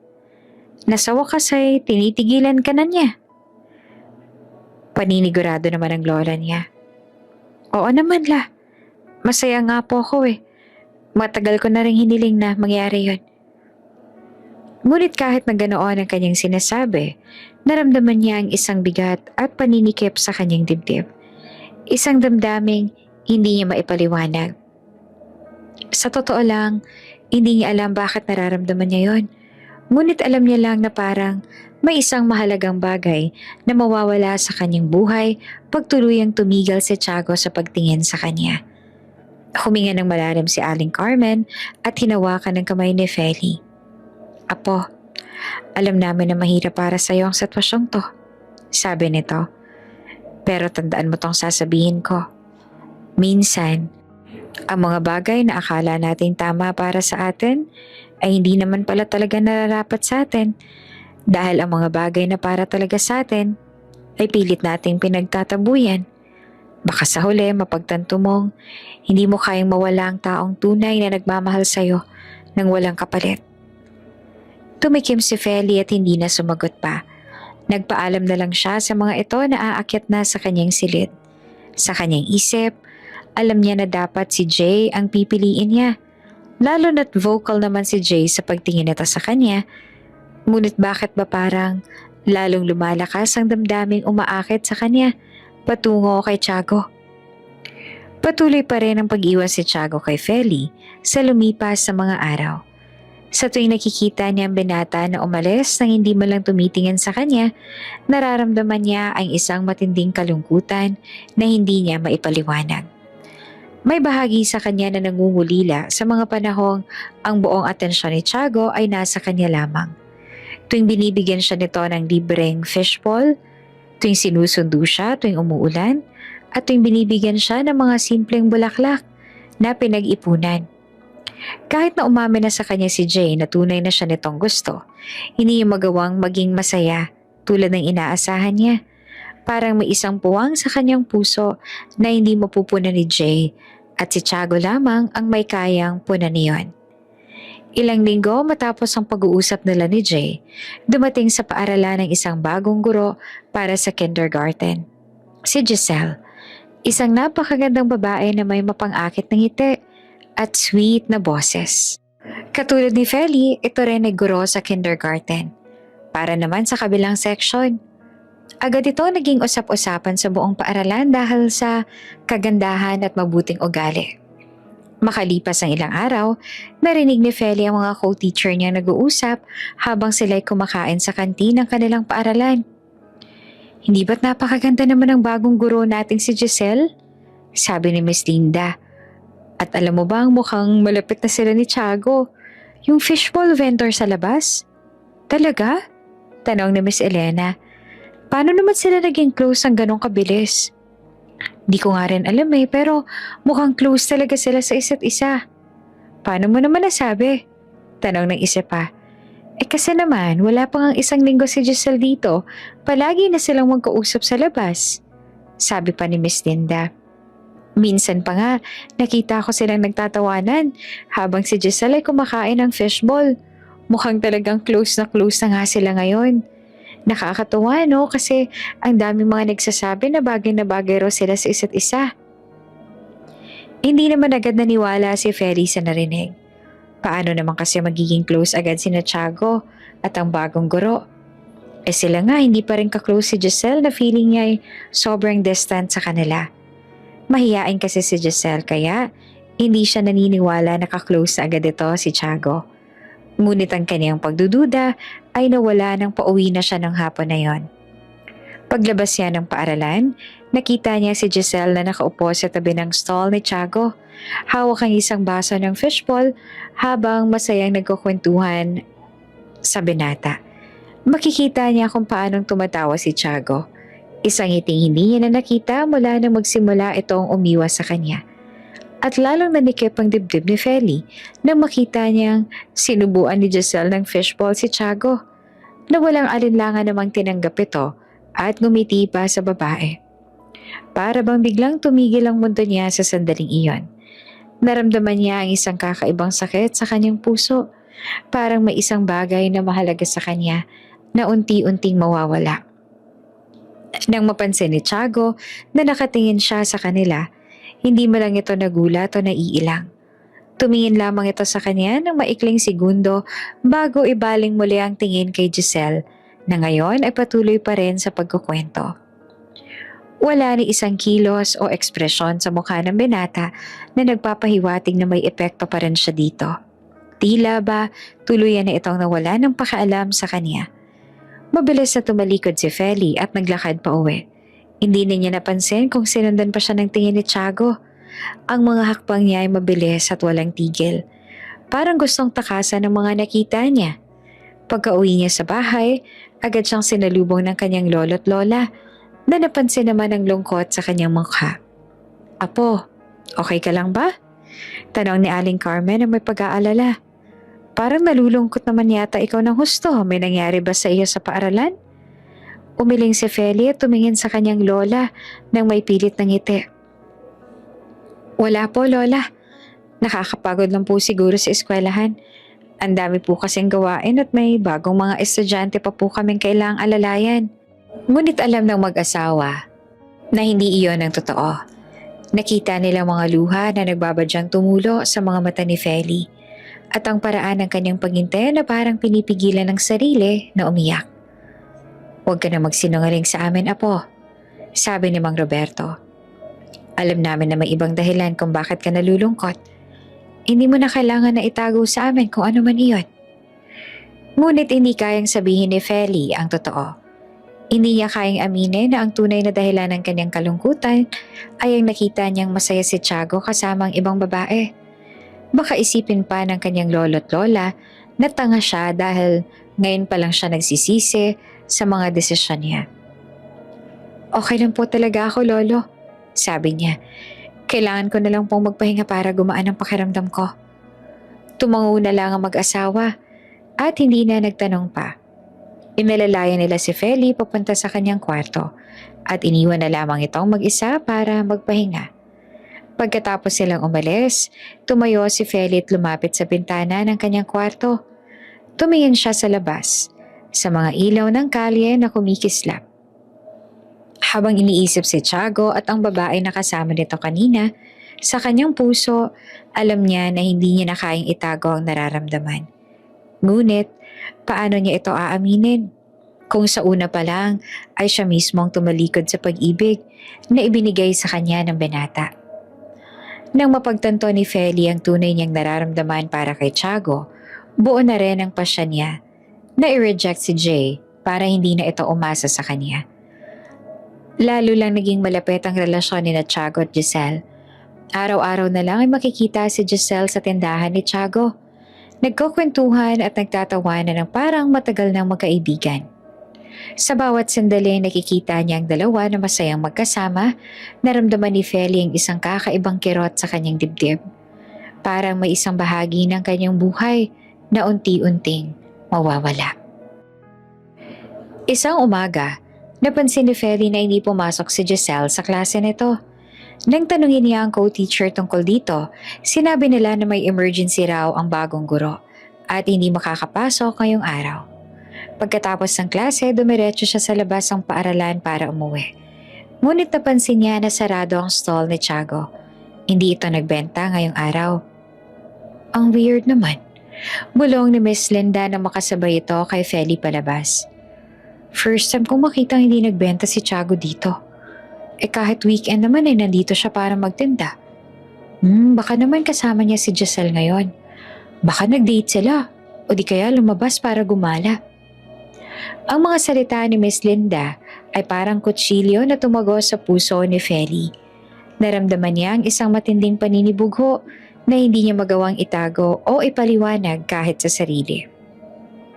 Gusto niyang sabihin na wala siyang pakialam, ngunit hindi niya mapigilan ang damdaming gustong malaman kung nasaan nga ba si Tiago at kung ano ang dahilan ng kaniyang kawalan. Pagkatapos ng klaseng panghapon, hindi na dumiretso si Feli pa uwi.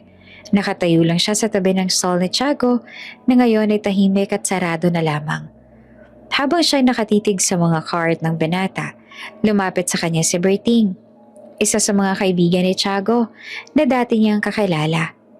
Miss Feli, hinahanap mo ba si Tiago? Tanong ni Berting. Agad namang umiling si Feli at sinubukang umiti. Hindi po. Ngunit alam ni Berting na hindi iyon totoo. Hindi siya nagbenta ngayon dahil may sakit po siya, Miss Feli. Tinatangkraso ho siya ngayon. Sobrang hina nga po niya ngayon at halos hindi na siya makatayo. Napatigil si Feli sa narinig. Parang biglang bumagal ang mundo niya habang iniisip ang kalagayan ni Tiago. Hindi niya alam kung bakit, ngunit naramdaman niya ang isang matinding pag-aalala na hindi niya mapigilan. Sa halip na umuwi, dumiretso siya sa pinakamalapit na pharmacy para bumili ng mga gamot para sa lagnat at ubo, pati na rin ang mga pagkain na madaling matunaw. Pagkatapos bumili, dumiretso siya sa apartment ni Tiago na matagal niya nang alam. Nakita niyang maliit na apartment na nasa ikalawang palapag ng isang lumang gusali. Humakbang siya, papasok at kumatok ng 3 beses sa pintuan ng kwarto ng binata. Inakala niyang si Tiago magbubukas ng pinto, ngunit nagulat siya nang makita si Giselle na nakasuot ng simpleng damit at may cold compress sa kamay. Nagulat din ang babae nang makita siya. "Teacher Feli, ano pong ginagawa niyo rito?" Tanong ni Giselle nang may pagtataka. Tumingin ito sa plastic na hawak ni Feli na puno ng gamot at pagkain. "Para po ba yan sa kay Tiago?" Naiilang man si Feli, tumango na lang siya at inabot ang plastic kay Giselle. "Oo, narinig kong may sakit siya kaya napagpasyahan kong bumili ng mga gamot at pagkain para sa kanya." "Ganun ho ba? Pasok ko kayo sa loob." Anyaya ni Giselle. Binubuksan pa ang pintuan para sa kanya. Medyo bumaba naman po ang lagnat niya matapos ko siyang mapainom ng gamot kanina. Sigurado ako na matutuwa siya kapag nakita ka niya. Ngunit umiling si Feli at nagpaumanhin. Hindi na ako papasok. Dumaan lang talaga ako para ibigay yung gamot. Sabihin mo na lang sa kanya na magpahinga siya ng mabuti at uminom ng gamot. Bago pa makasagot si Giselle, narinig nila ang boses ni Tiago mula sa loob ng kwarto. "Sino yan, Jess?" Tumingin si Giselle kay Feli bago sumagot. "Si Teacher Feli, dumaan siya para dalhan ka ng gamot." Narinig ni Feli ang paggalaw ni Tiago sa loob. Parang sinubukan na bumangon. Ngunit bago pa ito makalabas, mabilis lang tumalikod si Feli at naglakad palabas ng apartment. Hindi niya kayang harapin ang binata ngayong ganitong sitwasyon, lalo na't kasama nito ang ibang babae na tila mas karapat-dapat sa binata. Pakiramdam niya ay huli na nang ma-realize ni Feli na nagugustuhan niya rin pala si Tiago. Sa kabila ng katotohanan na sobrang layo nito sa standard niya noon, na ang gusto niya sa isang lalaki mayaman, maganda ang trabaho. Ngayon lang niya napagtanto na hindi pala mahalaga kung ano ang trabaho o kung gaanong karaming pera ang isang tao. Ang tunay na mahalaga ay meron itong mabuting puso at handang ibigay ang lahat para sa taong minamahal. Isang araw, inaya siya ni Jay na kumain sa labas. Habang sila'y kumakain, tumikim si Jay at tumingin sa kanya ng may pag-aalala. "Miss Feli, alam kong hindi ako dapat magtanong ng ganito, pero gusto kong malaman, may pag-asa pa ba ako sa inyo?" Tumingin si Feli sa binata at may respeto at katapatan. "Jay, mabuting tao ka at sobrang bait mo sa akin. Pero hindi ko maibibigay sa'yo ang damdaming hinihiling mo. May iba na ako nagugustuhan at hanggang pagkakaibigan lang talaga ang kaya kong ibigay sa'yo." Tumango si Jay at ngumiti ng maunawain. "Thank you for being honest, Feli. Naiintindihan ko naman at simula pa lang alam ko na rin kung anong magiging sagot mo. Umasa lang dun talaga ako. Ayos na rin sa akin na magkaibigan lang tayo." Nagpasalamat si Feli sa pag-unawa ni Jay. Ngunit kahit na ganito, hindi mawawala sa isip niya ang pag-aalala para kay Tiago. Lalo na napapansin niyang lalong naging malapit ang binata kay Giselle. Isang araw, habang sila ni Giselle ay nasa faculty pagkatapos ng klase, biglang tinanong siya ng bagong guro.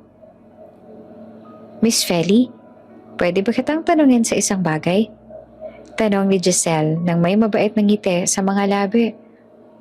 "Ano pong tingin niyo kay Tiago?" Tumikim si Feli bago sumagot. Si Tiago? Mabuting tao siya," sagot niya. "Mabait at masipag. at handang tumulong sa sino mang nangangailangan. Ngumiti naman si Giselle at tumango. I know, right? Sobrang gwapo pa niya. Tapos sobrang bait at masipag. Kung sino mang mapapangasawa niya, ay sigurado siya na ang pinakamaswerteng babae sa mundo. Natahimik na lamang si Feli at tinignan si Giselle. Napagtanto niya, nakarapat dapat nga si Tiago sa isang babae na kagaya ni Giselle. Isang taong agad na nakita at na-appreciate ang tunay na halaga ng binata. Lalo siyang naging malungkot. Naramdaman na parang talagang huli na ang lahat para sa kanila ni Tiago. Pagka-uwi niya sa bahay, sinalubong siya ng kanyang lola na nakita ang lungkot sa kanyang mukha. Apo, alam kong alam mo na kung ano ang tamang gawin. Sabi ni Aling Carmen. Sabi ko naman sa'yo noon, piliin mo kung anong magpapasaya sa'yo, hindi yung kung anong sa tingin mong tama. Tumikim si Feli at tumango. Ngunit alam niyang baka huli na siya para mabigay pa ang damdaming nararamdaman niya para kay Tiago. Isang linggo matapos ang kanilang pag-uusap ni Giselle, narinig ni Feli mula sa isang kaibigan na dinala sa ospital si Tiago dahil sa isang aksidente. Habang nagmamaneho pa uwi, ang binata ay sumalpok daw ang motor nito. Agad itong dinala sa pinakamalapit na ospital at hanggang ngayon ay hindi pa ito nakakalabas.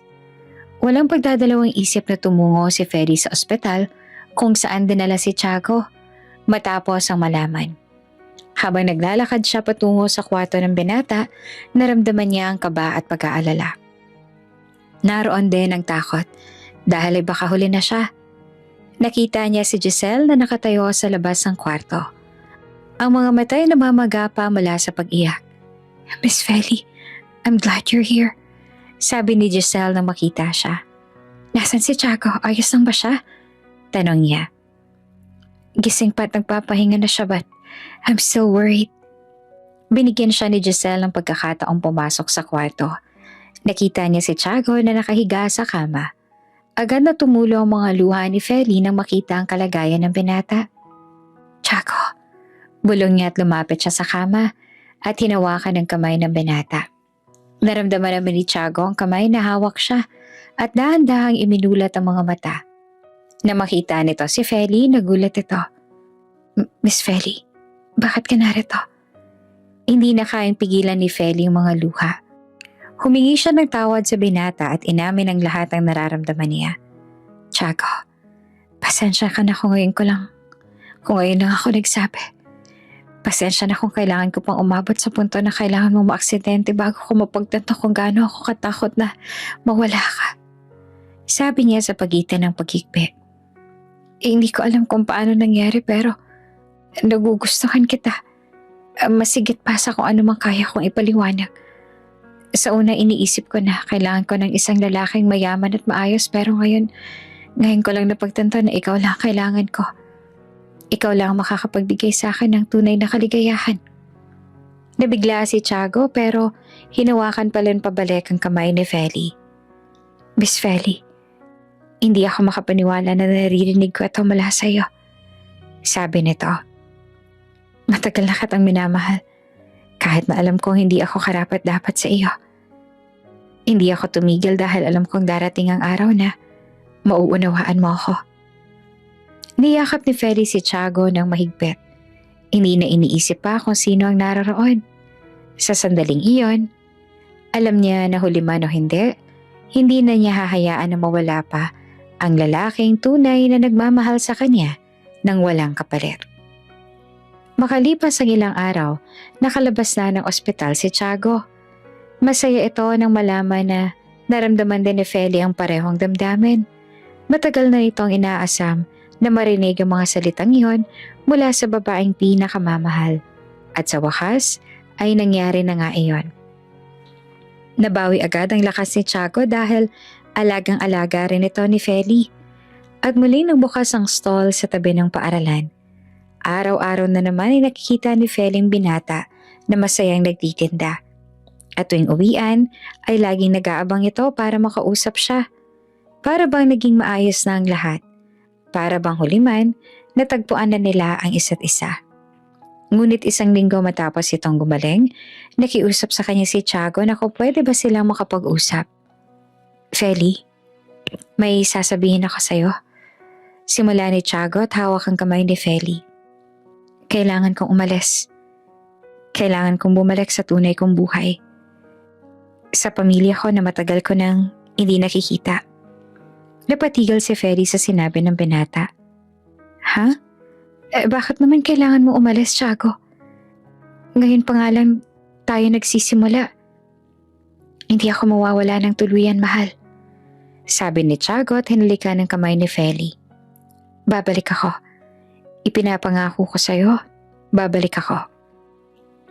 May mga bagay lang akong kailangang ayusin. Mga responsibilidad na kailangang tanggapin. Matapos kong takasan ng ilang taon. Huwag ka matakot. Hindi kita iiwan ng walang dahilan. Wala namang ibang pagpipilian si Feli, kundi ang payagan nitong umalis. Niyakap niya si Tiago ng mahigpit bago umalis. Hindi alam kung kailan pa niya makikitang muli ang lalaking minamahal. Lumipas ang 3 linggo mula nang umalis si Tiago. Kasabay ng pag-alis nito ay nagpaalam din at nag-resign sa trabaho si Giselle. Agad na naging usap-usapan nito sa buong paaralan. Ang mga co-teacher ni Feli, lahat ay nag-assume na siguro nga nagtana ng dalawa. Kaya bigla silang umalis nang walang paalam. Hindi ba't sobrang biglaan lang? Sabi ni Miss Linda nang makasabay si Feli sa kantin. Isang araw lang ay wala na silang dalawa. Siguradong nagtanan talaga sila. Hindi nga sila nagpaalam sa sino man. Hindi naman sumagot si Feli. Alam niyang mali ang mga akala ng kanyang mga kasamahan. Ngunit hindi niya alam kung paano ipapaliwanag ang totoo. Naramdaman niya ang isang bigat sa kanyang puso tuwing naaalala niya si Tiago. Hindi niya alam kung totoo bang babalik ito o kung baka hindi na nga niya ito makikita pa. Isang hapon, habang siya'y nagluluto sa kusina kasama ang kanyang lolo at lola, biglang pumutok ang ingay mula sa telebisyon sa sala. Lola, ano po bang nangyayari? Tanong ni Feli na mapansin ang paglakas ng boses ng reporter. Lumapit si Aling Carmen sa telebisyon at tinignan ng mabuti. Pagkatapos ay biglang napahawak sa bibig. Feli, apo, halika rito. Tingnan mo ito. Tumakbo si Feli patungong sala at nakita ang isang balita na ipinapakita sa telebisyon. Nasa screen ang litrato ni Tiago at Giselle. Ngunit ibang-ibang itsura ng binata. Nakasuot ito ng mamahaling suit at nakangiti ng may kumpiyansa. Sa ibaba ng larawan ay nakasulat, Marcellus Racini, the youngest billionaire in the world, revealed to be Tiago Madrigal all along. After many years of concealing his true identity, Marcellus Racini has finally been introduced to the public. He is the son of the renowned business tycoon and one of the wealthiest individuals in the world, now recognized as the youngest billionaire globally. For years, Marcellus chose to live a life far removed from luxury and privilege. Under the alias of Tiago Madrigal, he lived humbly as a simple fishball vendor, deliberately immersing himself in ordinary life to experience the real world firsthand. Through this journey, he sought to learn values, struggles, and lessons that money could never teach him. Standing beside him during his public revelation was his sister, Giselle Racini, who had secretly worked as a teacher in the same school.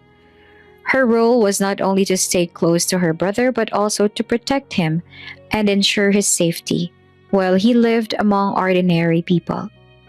Sobrang gulat na gulat si Feli at ang kanyang lolo't lola sa kanilang nalaman.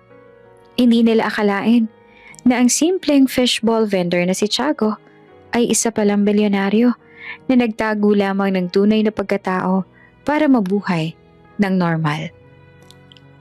Ang ganda ng kwento nila, apo, sabi ni Mang Roberto.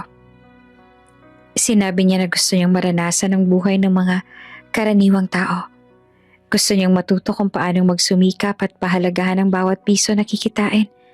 Kaya naman siya nagtrabaho bilang fishball vendor at inutusan pa niya ang kanyang kapatid na si Giselle na magtrabaho sa paaralan. Tumingin si Feli sa telebisyon habang tumutulo ang mga luha sa kanyang mga pisngi. Ngayon niya lang naintindihan kung bakit laging private ang buhay ni Tiago, kung bakit hindi ito sinasabi ang tungkol sa pamilya, at kung bakit biglang umalis ito. Patuloy naman sa pagbagsak ang kanyang mga luha, lalo na nung nakita sa TV si Tiago at ini-interview ng maraming reporters. At sunod-sunod pa ang pag-flash ng camera.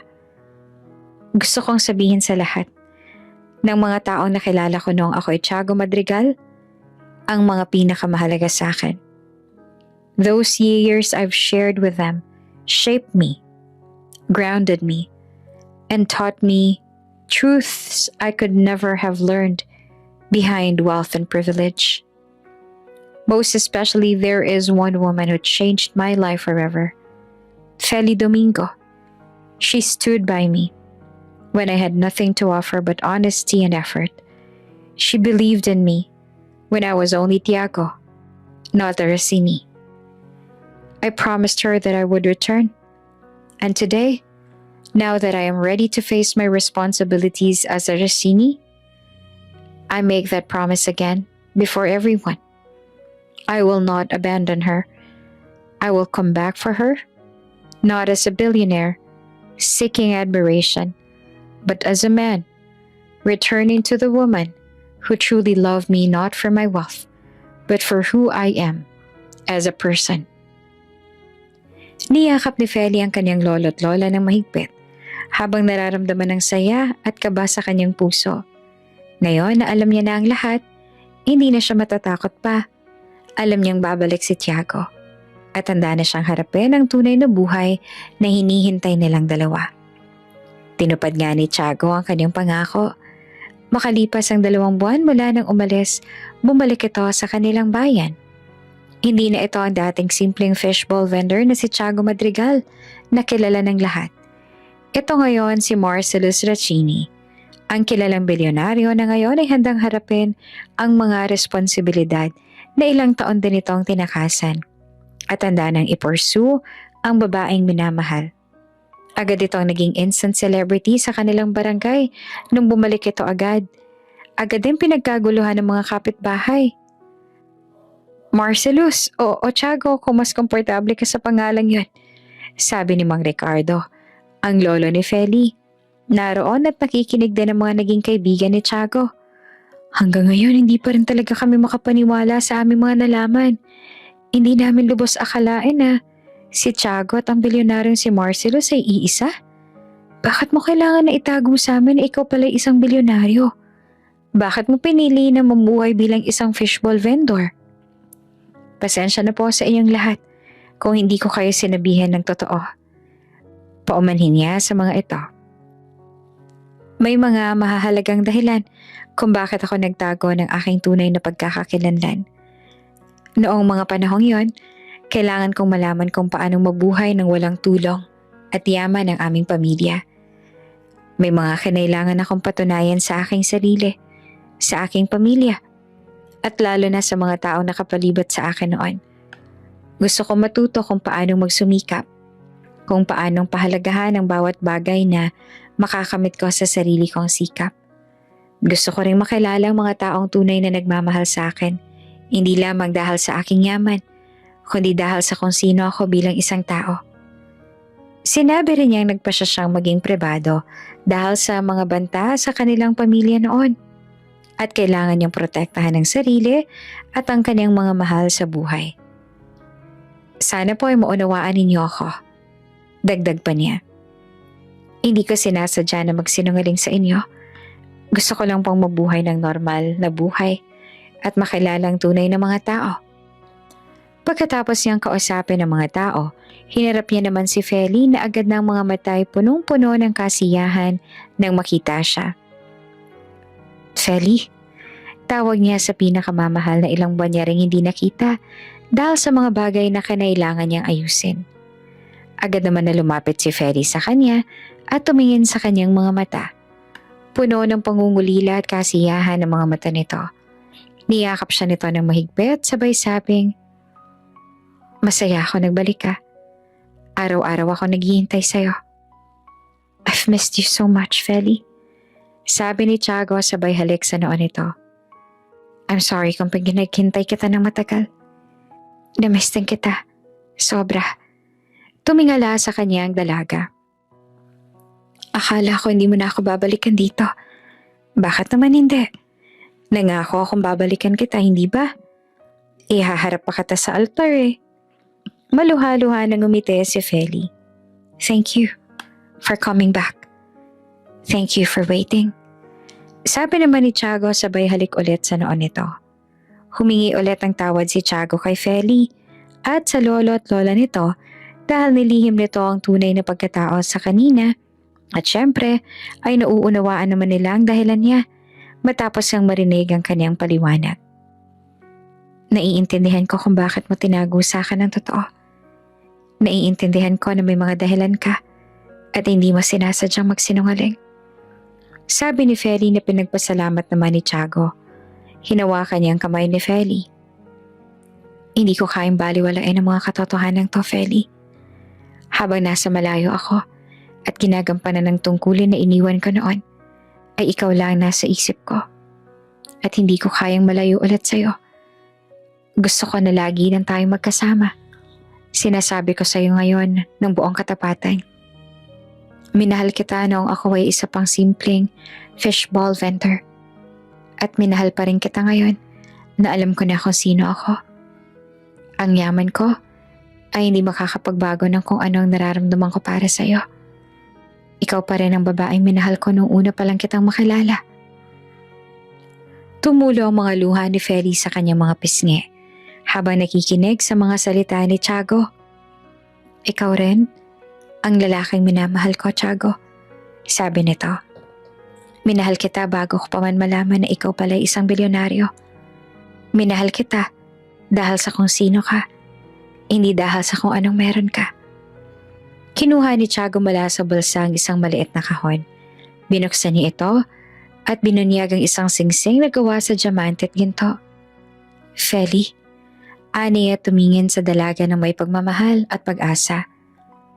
Ikaw ang babaeng nagbago ng buhay ko. Ikaw ang dahilan kung bakit ako nagsikap at kung bakit gusto kong mabuhay ng may kabuluhan. Gusto kong makasama ka habang buhay.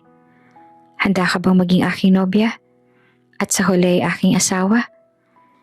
Nang hindi na makapagsalita si Feli dahil sa kaligayahan, tumango na lamang ito nang paulit-ulit at yumakap sa binata ng mahigpit. Oo, Tiago. Handa ako makasama ka habang buhay.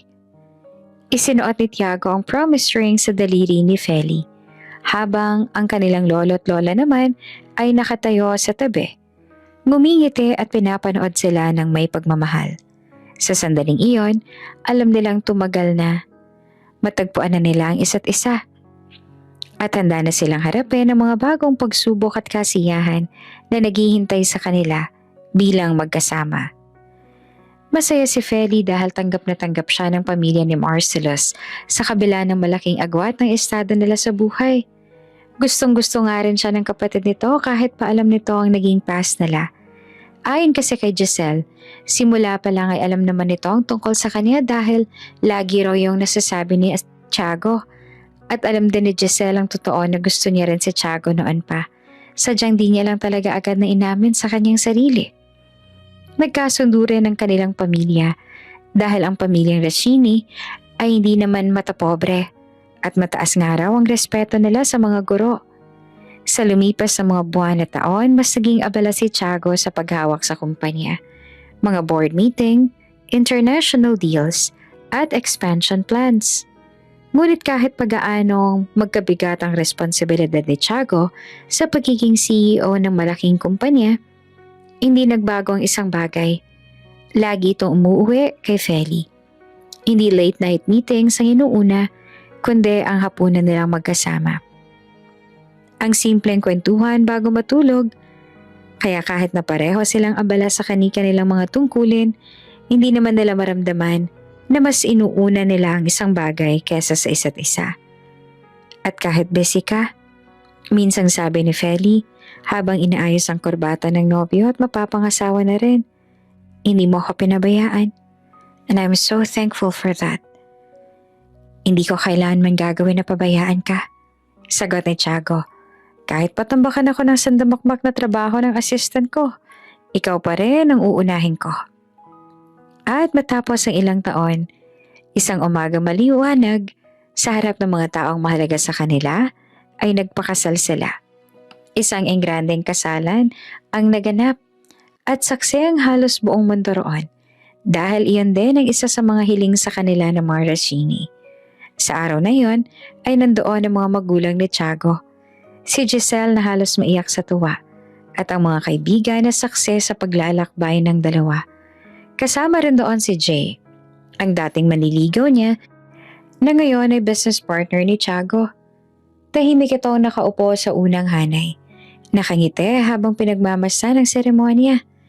Matagal na rin napapansin ni Tiago at Feli na nagkakamabutihan naman sina Giselle at Jay. Siyempre, masaya sila roon dahil ang ibig sabihin lang nun ay may aabangan na naman silang kasal. I love you so much, my wife. Sa lahat ng pagkatao ko. Sabi ni Tiago sa kanyang panata. Fishball vendor man o CEO, ikaw ang pinili ko. At sa araw-araw, ikaw ang pipiliin ko. At sa lahat ng pagkakamali ko, sagot naman ni Feli habang nanginginig ang tinig. Ikaw ang tamang desisyon. Hindi ako nagsisisi na ikaw ang pinili at pangako ko rin sa'yo na ikaw ang pipiliin ko sa araw-araw. You may now kiss the bride. Anunsyo ng pare at hindi nag-aksaya ng sandali si Tiago at hinalikan siya nito. Ang simbahan ay napuno ng masigabong palakpakan, luha at ngiti na para sa bagong mag-asawa. Habang naglalakad sila palabas ng simbahan, sinalubong sila ng araw. Mainit, maliwanag, at puno ng pangako. Sunod-sunod ang pag-flash ng kamera dahil ang paglabas nilang yon ay naka-broadcast at samot-sari ring mga papuri. Sa likuran nila nag-uusap sina Jay at Giselle at lalong lumalakas ang sigawan ng si Giselle nang nakasalo ng bulaklak niya na tila sign ng simula ng panibagong kwento. At sa gitna ng lahat ng yon, alam ni Feli ang isang bagay. Hindi pera ang nagpanalo sa pag-ibig nila, kundi ang pananatili, ang paghihintay at ang paniniwalang ang tunay na halaga ng tao ay hindi nasusukat sa kung ano siya noon, kundi sa kung sino siya habang nagmamahal.